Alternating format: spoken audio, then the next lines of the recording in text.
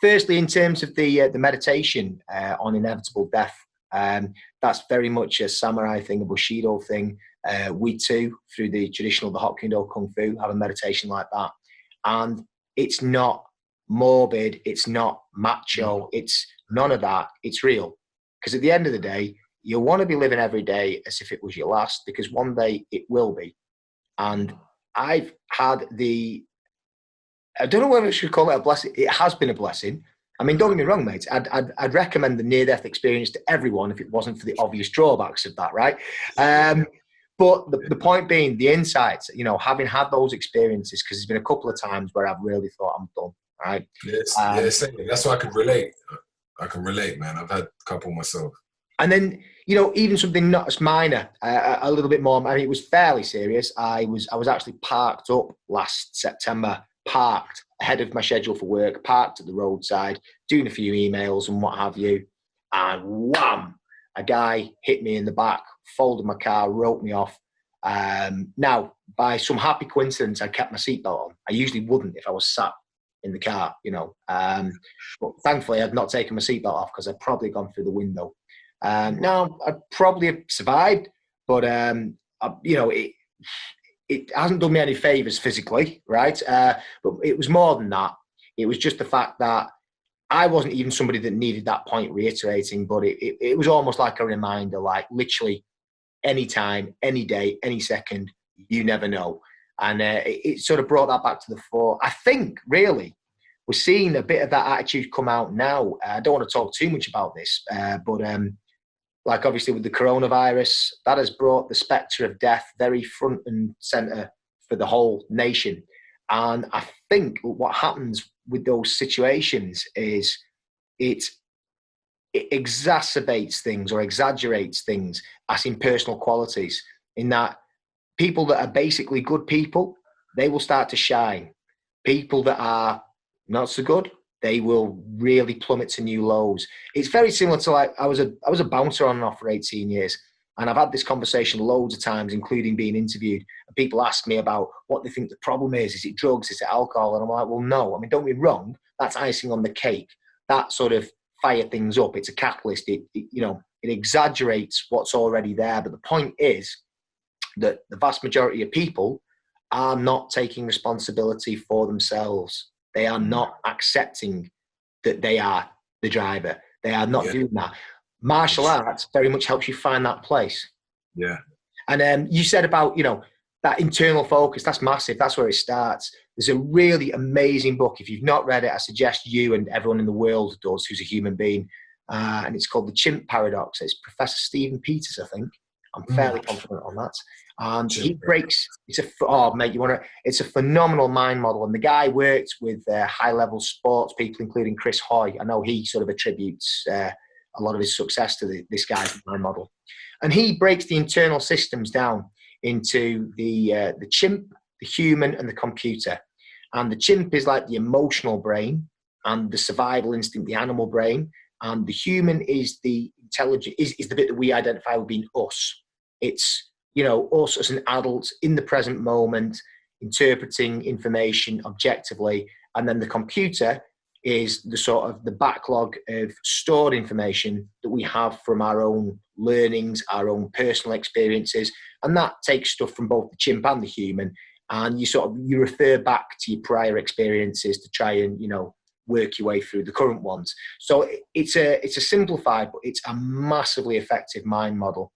And I'm not going to go into that. That's a long conversation, but read that book, mate. It's phenomenal. It's fascinating, yeah. Oh, but I would say that martial art, and this is something that you touched on, the human bit, that's the bit that gets developed through the martial art. Because, you know, you are appeasing the chimp, so to speak. You're appeasing that survival instinct.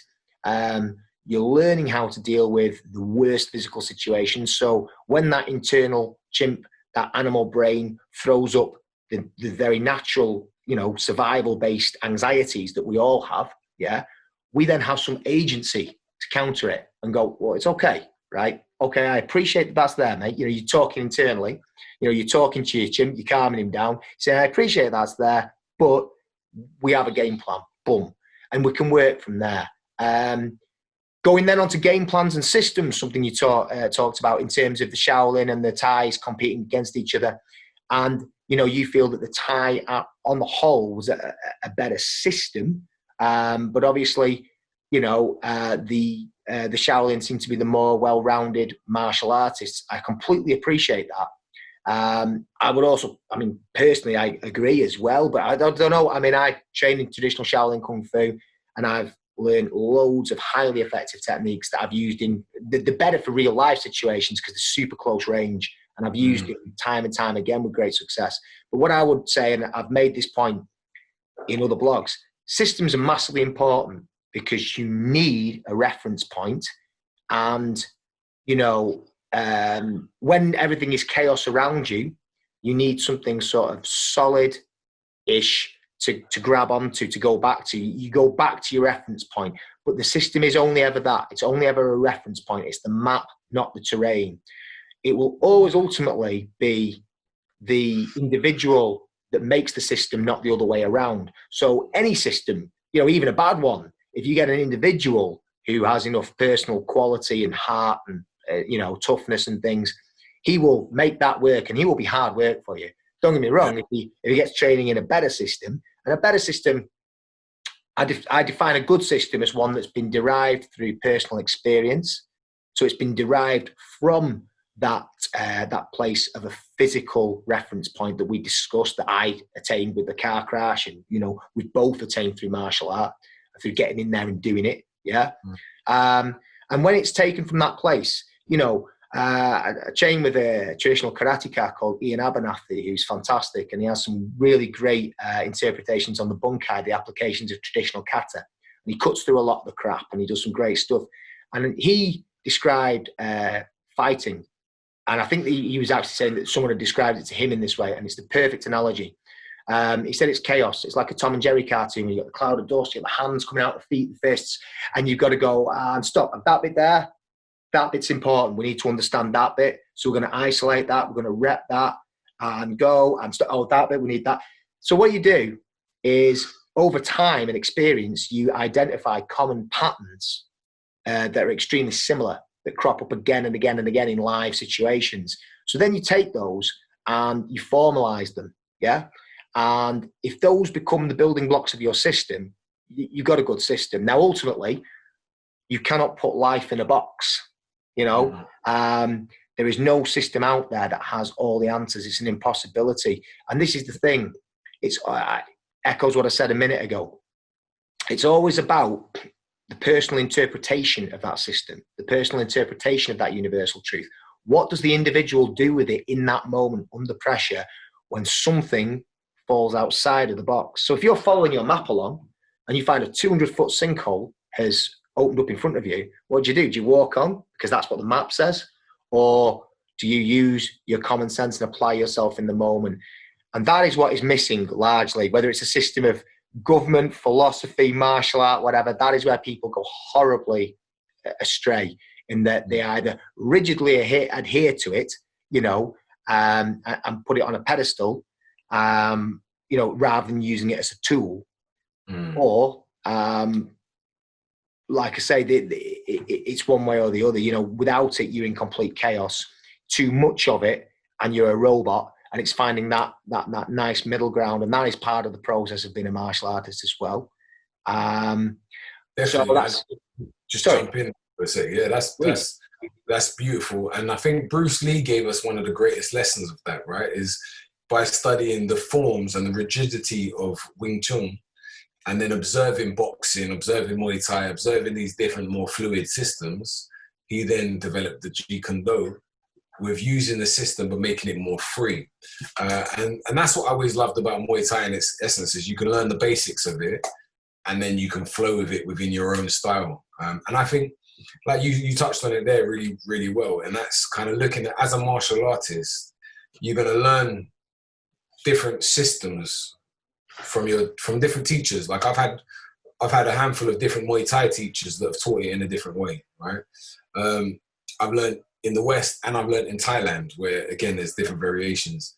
I learned the battlefield side of things that is much more form-based but then from the form-based, it then can go back into the freestyle flow of it. And then again, looking at some other systems like the Shaolin, looking at a bit of Wing Chun, looking at Judo, looking at the Tai Chi and the Qi Gong. But I think as a martial artist, you become, again, the captain of that ship where you start to bring your own flow to it. And I always say that, I say it to my students, I said, when you're learning a martial art, it's key to watch, study, copy, see exactly what's going on, and then immolate it, right? But then immolate it with your own style, your own energy, right? Because we've all got different length limbs. Our muscle tension moves differently. Our heads and our bodies are shaped differently, right? So you're not necessarily going to do exactly the same as the person who created the system. You can do it as close as possible, but you're going to have your own uniqueness to it. Absolutely. And be open to that uniqueness, be open to that transformation, because it is that combination. Is you need forms, you need structure to give you a map. I love that analogy, to give you the map. But then you have to be the one who's reading the map and know that actually sometimes you've got to turn it on its side. Sometimes you've got to turn it upside down. Sometimes you've actually got to realize, you know what? The map doesn't work. It's wrong. They've changed the roads and this is an old map. So let me screw the map and let me use the wisdom I gained from observing the structure of the map. And now let me use my own intellect to create a new map. And if I might jump in, that's perfect. So I've got a few things to add to that. Firstly, you mentioned about teaching and how you became a better martial artist as you taught. Lee Charles brought the same point up. I myself have done this, because when you're teaching, firstly, in terms of personal interpretation, let's cover that. I can go and train. I've been lucky enough to train with some of the absolute masters in the various arts, whether that's striking, grappling, whatever, some of the best fighters and competitors and, artists of all time. And you can go and take the same technique from 10 different people and you will get 10 different things. And this might be a technique that you've been doing for 20 years and working successfully for yourself. But then you go, I never thought of putting that there. That's incredible. Because their personal interpretation, just their emphasis on the technique differs fractionally from yours. Mechanically, it looks pretty much the same thing, but their emphasis, right? How they think about the technique, that their personal interpretation of the universal truth, as it were. And that's the bit I care about.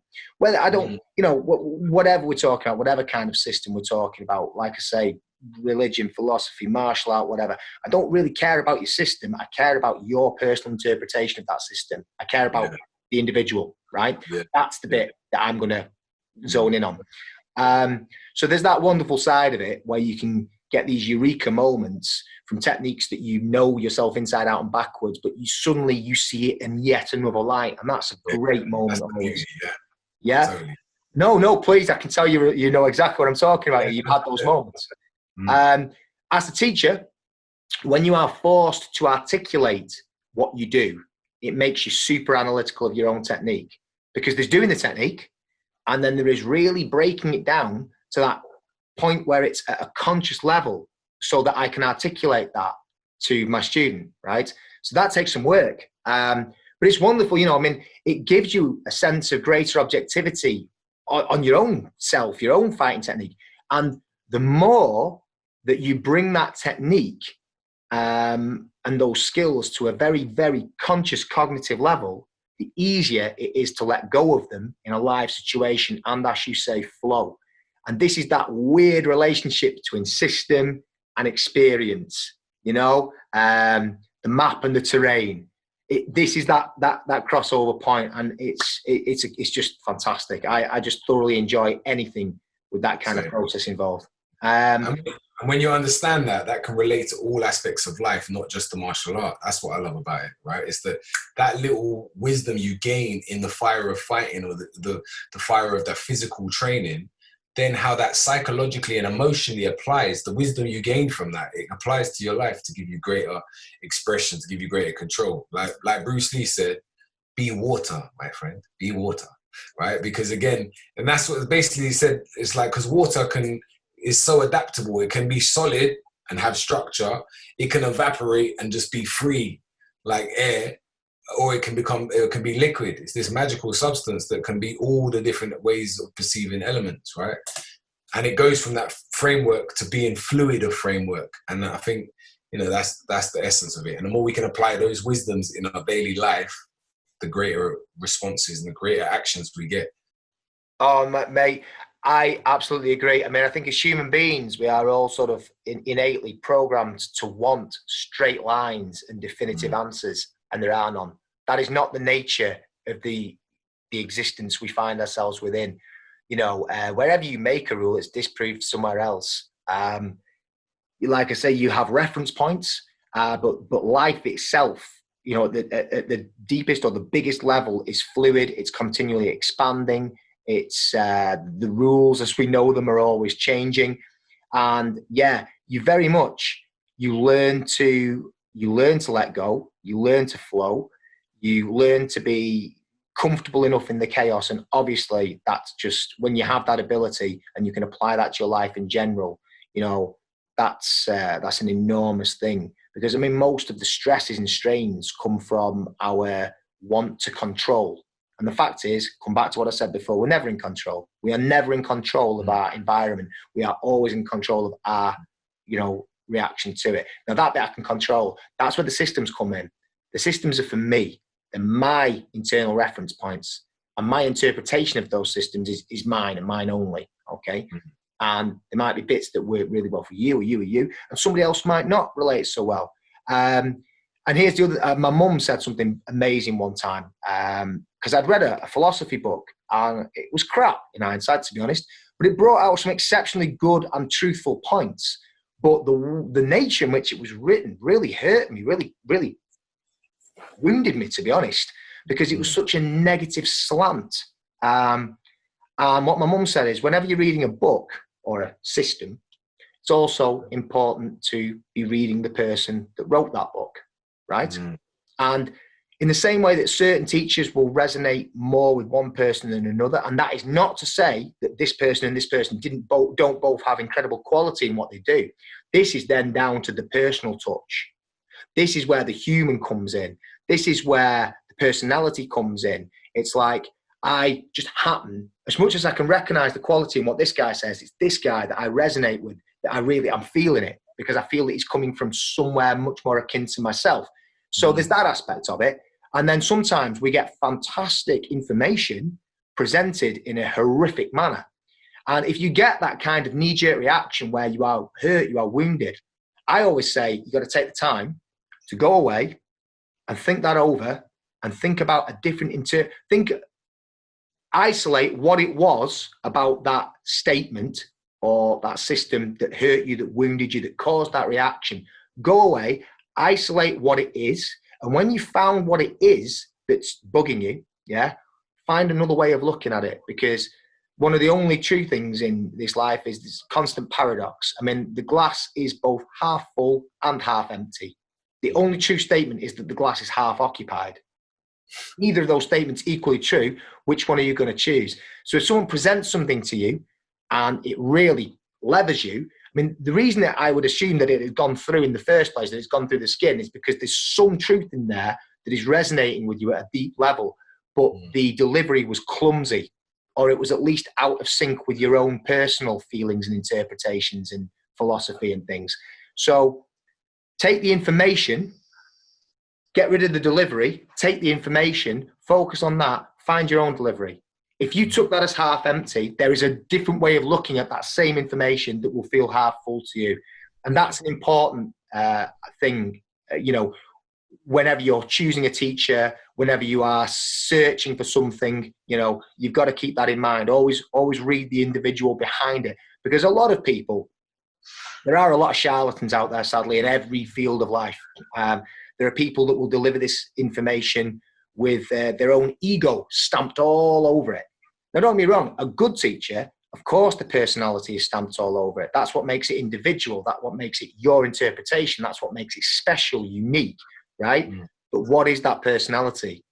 Are you learning from a teacher that's talking from a place of, experiential knowledge, and who is colouring that teaching with a little bit of maybe some stories regarding that experiential knowledge, or a little bit of even just a bit of good-natured humour and what have you, or are you talking to someone that is effectively putting themselves on a pedestal and trying to say, you know, I'm the man, you know, because there's way too much of that egocentric bullshit around.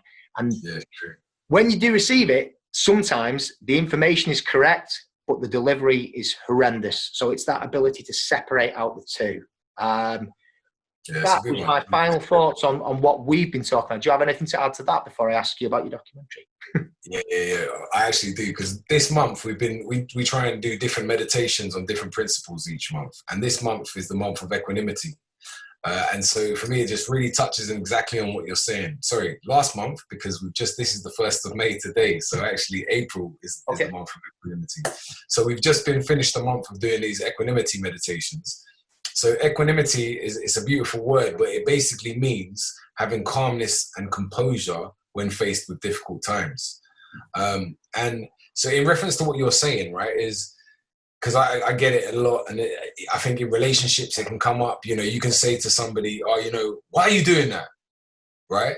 Like, why are you leaving the tap on like that? Or you could say to someone, "Why are you leaving the tap on like that?" Right? So the way you said it, the one that's more aggressive or more annoyed, the person might not even hear what you're saying. They just maybe respond to the energy of how you're saying it, right? So in delivery, it's interesting, and I find properly, it's beautiful what you said and the way you broke it down, because I thought it was a great way of realizing that you can take wisdom from all deliveries if you have equanimity, right? And now to have equanimity, it means you have non-judgment to be able to assess and see the good, the bad, and the neutral, right? So somebody could be expressing something, and I think now is a great time for even looking at things from that point of view, because if we look at what's going on in the world today, the pandemic, what's going on, there's the mainstream point of view, there's conspiracist point of view, there's all different conversations around what's really going on. So in a sense, we have to be able to assess the facts, assess what's going on. You might get a delivery from somebody who's saying some like really poignant information, but the way they're saying it is they're triggered. They may be reacting from a place of being a victim, or they might be raised from coming from a bully point of view or from a pessimistic point of view, but what they're saying is relevant. So we have to kind of learn how to keep more of an emotional stability and calmness to be able to still assess information even when the delivery isn't good. So I think that was a brilliant way that you said it, and it just made me think of the fact that we've been focusing on equanimity this month, and learning how to practice having less judgment. So you don't just judge it as, look, I don't like what this person's saying or how they're saying it, I'm not listening. Because sometimes we miss major gems by doing that. We have to be able to go, their delivery wasn't good, what they're saying is not, but what they're saying is relevant. Or I can take bits that are and leave bits that aren't. The way I look at it, it's like sieving for gold. You get all the crap out the bottom of the lake and you sieve it through, and you're looking for those nuggets of gold. You know, you just have to let the other stuff just wash away. And no, that's cool, and that's mega coincidence that you've been coming. Yeah, so cool. That's great. It's great. I'm even going to chat to my missus about that, because she's always telling me about how I could improve my delivery. Right. So hey, we all can at times. We all can at times, mate. Always. To quote Mr. Peters with his book, we all get hijacked by our inner chimp occasionally. Just respond that. You know? It's like, and I don't care if you're a Zen master. Every now and then, you know, even a Zen master, and as a parent, you'll relate to this. One morning, you know, you're tired, you're not quite all there. You come downstairs, you step on a Lego, and it just all goes to hell. You know what I mean? And it's like, you lose your shit. I don't care who you are. Yeah, no, it's that. And actually, it's good that you can still do that, because we're able to express those emotions. And then how do you take accountability for that, at least? Do you know what I mean? It's like being conscious, like, the idea of a Zen master that is emotionless or perfectly balanced is not necessarily the Zen master. It's the Zen master is the one who's able to express the variety of emotions, but then also return back from a balanced point of view, to not let those emotions destroy or overwhelm, but to express, but then to either be accountable for them or to at least understand them, right? You know? Yeah, absolutely, mate. Absolutely. And then, so on a quicker side, coming around to the end of it now, I've got no rush, by the way, but the last couple of things I had in mind to ask you. Firstly, I wanted to say about the whole going with the flow and being able to tackle new challenges. Won't say too much about it because it's not been released, but you worked on the Eddie Hall and Arnold Schwarzenegger documentary, The Beast, with me, and we were recreating the fight scene from Terminator 2. And you turned up on the day and you had to roll with it, and you had a couple of pretty responsible rolls which could have gone really badly wrong.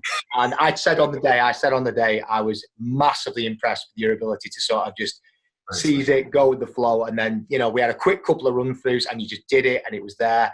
And I think that's definitely something that you developed in the martial arts, as we were alluding to. So I'm going to ask you two things to finish with.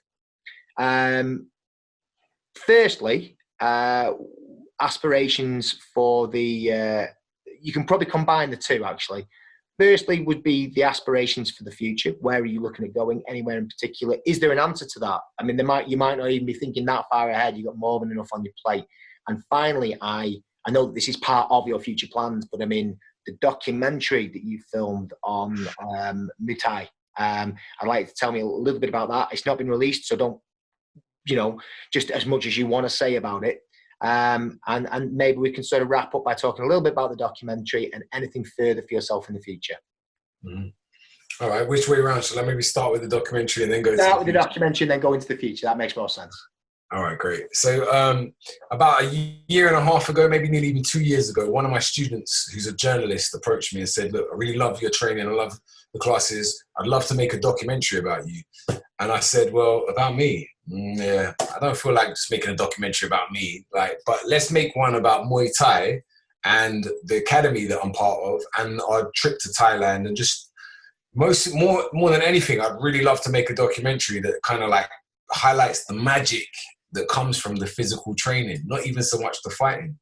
So she was like, all right, that sounds cool. So we didn't have a lot of time before our trip to Thailand that year, because we tried to go to Thailand once a year and take part in the Crew Muay Association's, not the Crew Muay Association. We try and take part in the Y Crew ceremony in Ayutthaya, what's basically where people, trainers, teachers, students from around the world and in Thailand go and give respect to the teachers of the past, the teachers alive today and those to come.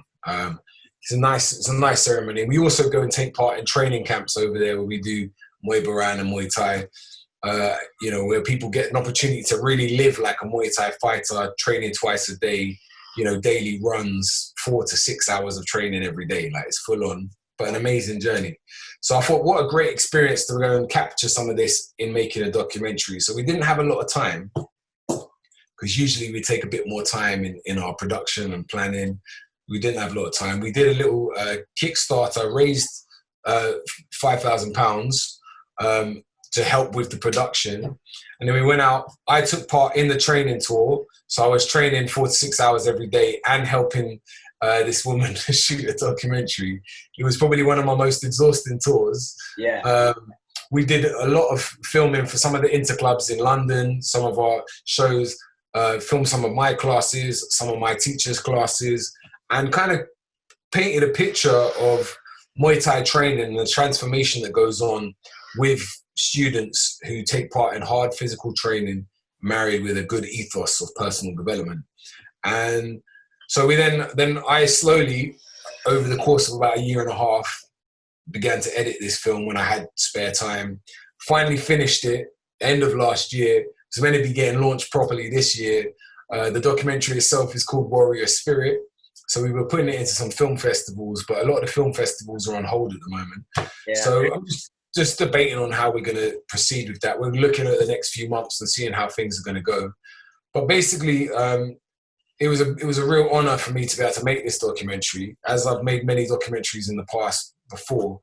But this one specifically had a real close place to my heart because it was specifically about Muay Thai.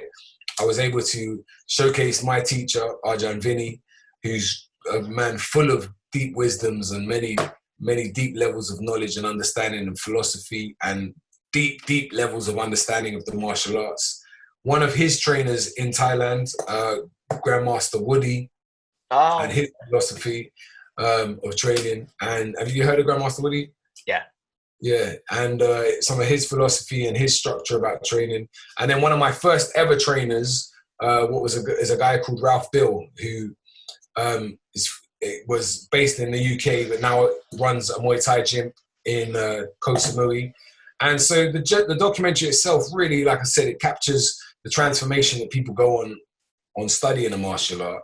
You get a window into Muay Thai training like one hasn't been seen before. And rather than just using the focus on fighting, it's like I said, it's more about a transformational journey that goes on within. So that's what we tried to capture on it. So it should hopefully be coming out later this year. It's called Warrior Spirit, and it really touches on lots of the things that we've just been speaking about. I was about to say, that sounds like everything we've been talking about today in the documentary. I've said before, I sincerely can't wait to see that, mate. When you get it out, if you've got any kind of screening or anything, even if it means a chip down surf or whatever, I think it needs to be done. So I look forward to it massively. And aside from that, that's the immediate future. Do you have any general thoughts about the future? Is that like, as far as, with all the madness and going on right now, that's far enough, I get it. But any other sort of aspirations or anything just to finish with? Yeah, lots of aspirations. On one level, as a martial artist, I continue to seek to be a student throughout my life, right? I think life's about a journey of learning. And as a teacher, the key is to continue learning. We have to keep refilling our cup, emptying our cup and refilling it, empty it, refill it, And so I continue to want to learn and sharpen and improve myself. As a filmmaker, I really am passionate right now about shooting some of my own short films. Just created a short film, like a script for a short film that we were going to shoot last month, but we're on lockdown, so it's all going on hold at the moment. So really, once things open up again, I want to get involved in more short films, more feature films. I want to start going on adventures in films like I have done in the documentaries and the travel journeys I've been on around the world. I want to be able to showcase my style of martial arts in film. And I want to do some really fun action roles. That's what I'm really aspiring to. I've been represented by a different model agency over here at the moment as well. So I'm mixing up, like on the media side of things, I'm continuing to do some modeling, some stunt work, some acting, some martial arts. I'm going to make some more documentaries going forward. So as a creative, I've got lots that I want to be developing and pushing. As a martial artist, I want to continue growing and developing. And as a dad, I just plan to just keep looking after and raising my children to the best of my ability and teaching them some of the things that I weren't taught and helping them to learn that they are also the captains of their ship. That's my aspirations on that sort of level. And they will, I guarantee you, they will teach you a thing or two as well. Go out with some classics from time to time. Mate, that has been an absolutely phenomenal interview. I wish you all the very, very best. And don't jump off straight away. We'll have a quick debrief afterwards. I am going to stop this recording in just 2 seconds. So, hold on a second. Nice one, dude. Nice one, John. Really good talking to you as well, man. You're always a well of knowledge, wisdom, and understanding, and it's great to just pick up some more of your philosophy through this conversation as well. And I'm really keen and excited to come and help you guys get involved in some more of your film projects that are coming up. I know you were getting ready to do that one with Ray as well. Yeah. I know, so we have to talk. That's going to happen. If you want to come in on that, please come in on that. And likewise, if me and my guys can ever help you out with anything, don't hesitate to call, and that's awesome. And thank you. I also have really enjoyed your analogies. And chatting to you I definitely resonated with an awful lot of what you said. It seems we have had fairly similar paths, certainly relatable ones. And I've appreciated it, mate. I'm going to stop the recording now, mate, and then we'll have a quick debrief. So, Nuakai Aru, thank you very, very much, mate. It's been a pleasure, mate. It's been a pleasure. Nice one, mate. Cheers, mate.